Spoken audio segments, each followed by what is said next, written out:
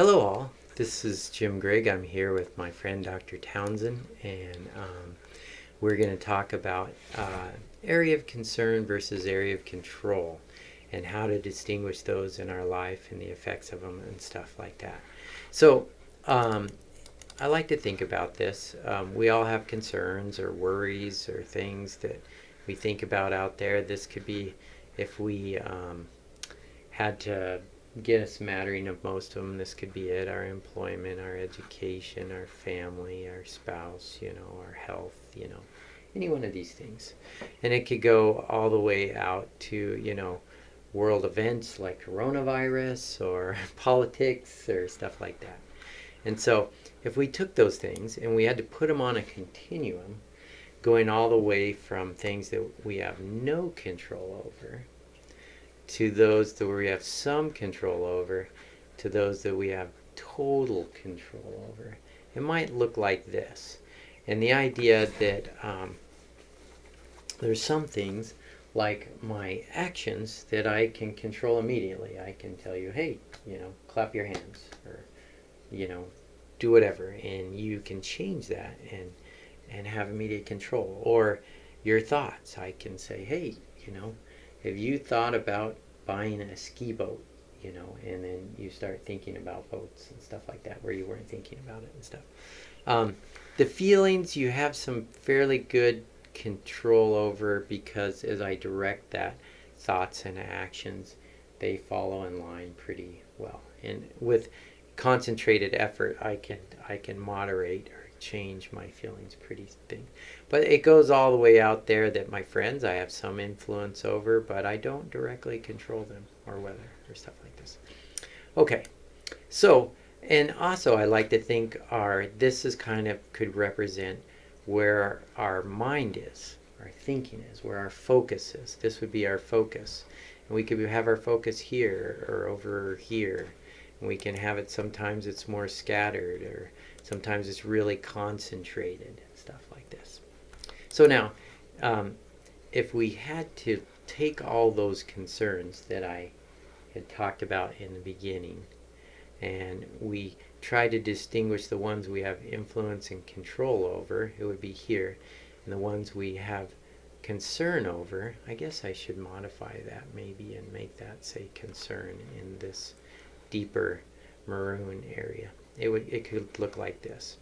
And sometimes that can change, We can feel like we have more control over our life or less control over our life, I like this and stuff like this. And some people think they're in control about everything. So, anyway, I notice something that as I focus on the areas of my life I can control and I can have direct influence on, I have a different set of feelings. This is more of the feelings I have. I feel important, peaceful, in control, happy. If I let my life focus on areas of my life I can't control, really, I end up feeling more of these feelings: hopeless, scared, rage, anxious, out of control, angry, and stuff like that. And so this is kind of where we're at. But I'd like to tell a story that demonstrates this probably better than anything in my life. Is right after we had 9/11, we sent the 116th, which is out in Gowan Field, over to Iraq to fight the Iraq War and stuff like that. And so then it was about 5-6 weeks after they left for Iraq, I started to get a rash of new cases that were mostly the wives of these military guys over there serving in Iraq. And it was fairly similar. They would come in and I'd say, hey, what's going on? And they're like, oh, I'm just so struggling. I'm feeling depressed and out of control in my life and just helpless, and I'm just deteriorating. I'm getting emotional and weepy and stuff. And I'd say, well, what's going on? And they'd say, well, my husband's in Iraq, and I've been just freaked out about what's going to happen. Is he going to step on a bomb and get blown up? Is he going to get gassed? I mean, back when we thought they had those gas and biochemical weapons, which we found out they really didn't. But back then they thought, is he going to get gassed or whatever? And back then at the start of the war, they were broadcasting essentially 24/7. If you remember the first month or so of the war, the news was rolling 24/7 on TV, showing where they were and what's going on in commentary. And I found a lot of these wives were essentially watching the news 24/7 almost, because their husband was over there and they were hoping to get some little word about where they were, or maybe they'd get a glimpse of them on TV and know they were okay, and or maybe they'd hear about their unit or something like that and stuff. So they were doing this, and they were spending the whole time watching the news, freaking out about their husband. I don't want him to die, and then I'm going to be a widow with small kids, and it would really affect my life and stuff like that. And they say, after doing that for a couple months, they're basically a wreck, is what they say. I'm just a wreck. And so I said, oh, okay, this makes sense. And so then this is where I really developed this concept. And I said, oh, what I see is, unfortunately, your focus is turning towards what's going on with your husband in Iraq, and that is something you can't control. And the human organism, is kind of really a goal-based, purpose-driven organism, where we like to figure out what we should do, or a goal, and when we work at it and we accomplish that and we feel like we've achieved something and it feels good to us, like we're making progress and stuff like that. And if we have something like a goal and we can't achieve it and we're blocked from it, we get frustrated and stressed and eventually feel like it's meaningless and stuff. So anyway, I said, what you're doing is you're spending all your time on areas that you can't control.